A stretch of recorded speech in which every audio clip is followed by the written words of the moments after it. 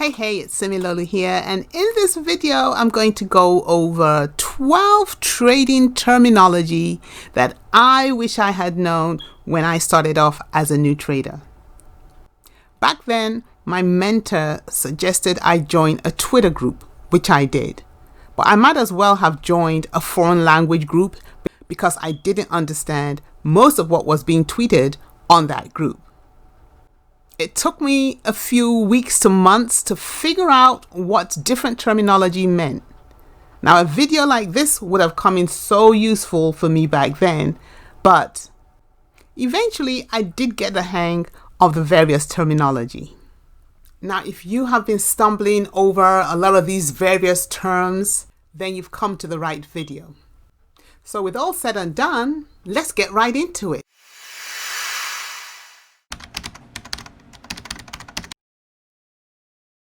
When a day trader places a trade, they're looking to capitalize on a stock's price movement all in the space of one day. So that's what distinguishes a day trader from a swing trader.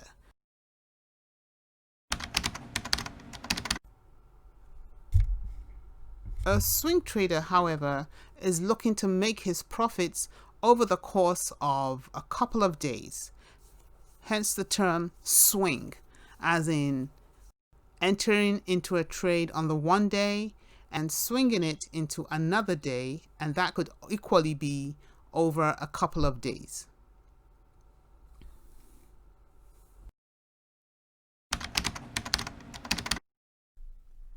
The term bull market is a term to describe a market that is on the rise, where the economy is sound and the market strong. So this means traders generally believe that the price of any specific stock will go up.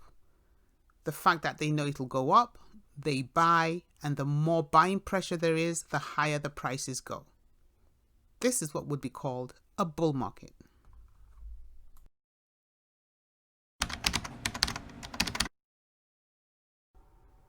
A bear market, on the other hand, would describe a weaker market or a weaker economy where traders believe that the price of a specific stock or stocks in general will be going down.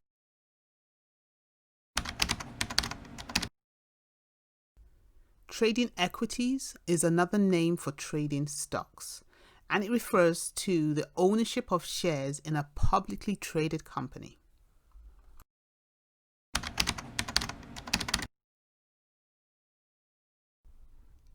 A security is an ownership or debt that has value and may be bought and sold.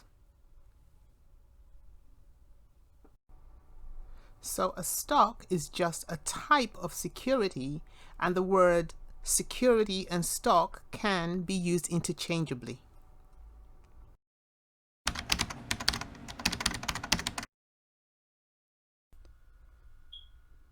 The bid price refers to the highest price a buyer will pay for a security.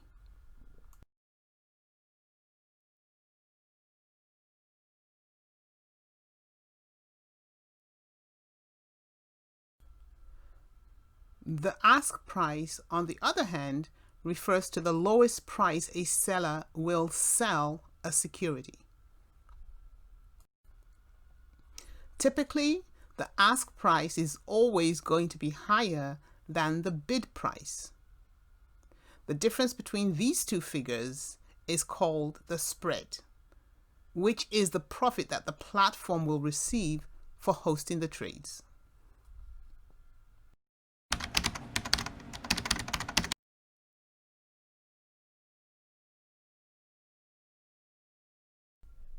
Volume is simply a measure for the number of shares traded at any one point in time. Once you add your volume indicator to your charts, it usually will present at the bottom of the chart. And I personally do not trade without ensuring that I have the volume indicator on my charts. The volume indicator is a good visual representation of whether it's the buyers or the sellers who are dominating the trade at any particular point in time.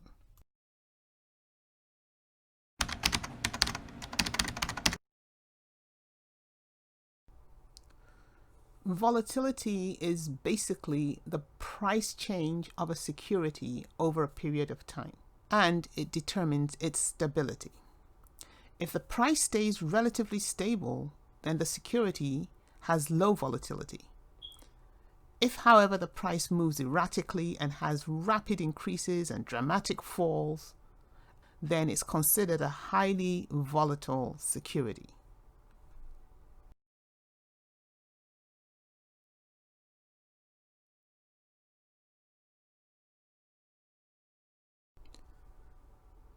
Going long means you're betting that a company's stock will increase in price so that you can buy low and sell high. With a long position investment, the investor purchases an asset and owns it with the expectation that the price is going to rise.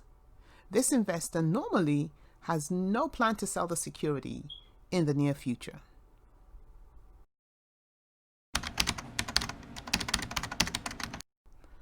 Going short or short selling is a way to make money when a stock's price is falling. Short selling is a fairly simple concept where an investor borrows a stock, sells the stock, and then buys the stock back to return it to the lender. Short sellers are betting that the stock they sell high will drop in price and that they'll be able to buy it low. That's how they make their profit.